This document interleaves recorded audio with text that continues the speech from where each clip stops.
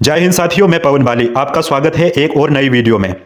बहुत बड़ी न्यूज़ निकल कर आई है चाइना की राजधानी बीजिंग से, क्योंकि अभी रिसेंटली पाकिस्तान के फॉरेन मिनिस्टर आसिफ डार चाइना की विजिट पर हैं और उन्होंने वहां जाके जो इंडिया और पाकिस्तान के बीच में एस्केलेशन हुआ है, जो इंडिया और पाकिस्तान के बीच में कन्फ्लिक्ट हुआ है, तो उसकी फरियादें लेके वो चाइना के पास गए।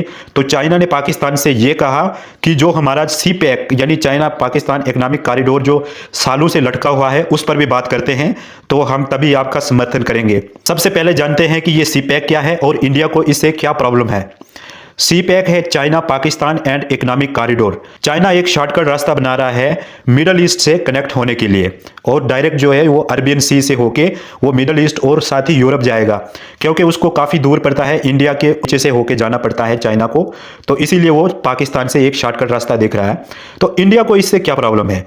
इंडिया को सबसे पहले ये प्रॉब्लम है कि जो ये चाइना पाकिस्तान इकोनॉमिक कॉरिडोर है ये POK से होके जाता है, जिसको इंडिया हमेशा से अपना मानता है, ये इंडिया की टेरिटरी है। इसीलिए इंडिया की हमेशा ये स्टेटमेंट आती है कि चाइना का सीपैक जो है वो किसी थर्ड कंट्री से होके नहीं जाना चाहिए, यानी जो भारत का इंटीग्रल पार्ट है POK उससे होके नहीं जाना चाहिए। और इंडिया इस पे हमेशा अपनी नाराजगी जताता है, क्योंकि POK जो है वो इंडिया का इंटीग्रल पार्ट है।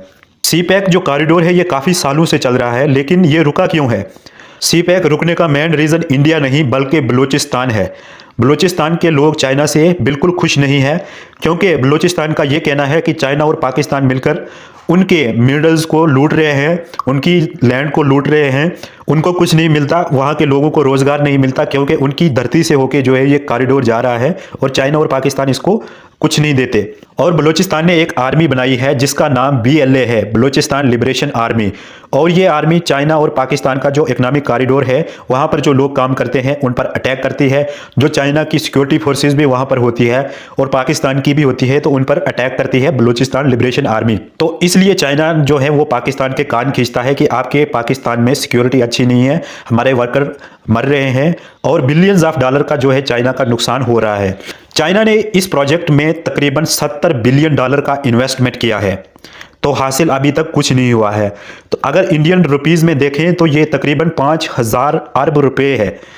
तो इतना बड़ा अमाउंट जो है वो चाइना ने इसमें इन्वेस्ट किया है। इसलिए वो क्या कर रहे हैं, तो रिसेंटली चाइना ने एक पोस्ट रिलीज की ट्विटर पे जो अभी X कहलाता है, उसमें उन्होंने ये लिखा कि ट्राइलिटरल एग्रीमेंट ऑन CPEC कॉरिडोर। इस पोस्ट में यह लिखा है कि ट्राइलिटरल एग्रीमेंट ऑन CPEC यानी चाइना पाकिस्तान और अफगानिस्तान का ट्राइलिटरल एग्रीमेंट हुआ है। जब भी कभी दो कंट्रियां एग्रीमेंट करती हैं ना तो उसका होता है बाइलिटरल, अगर 3 करती हैं तो ट्राइलिटरल, अगर एक कंट्री करेगी तो उसको यूनिलिटरल कहते हैं। तो ये ट्राइलिटरल एग्रीमेंट हुआ है अफगानिस्तान के फॉरेन मिनिस्टर आमिर खान मुत्तकी और पाकिस्तान के फॉरेन मिनिस्टर और जो डिप्टी प्राइम मिनिस्टर पाकिस्तान के भी है उनका नाम है आसिफ डार, और चाइना के फॉरेन मिनिस्टर वांग यी, इन तीनों ने मिलकर ये ट्राइलिटरल एग्रीमेंट किया है।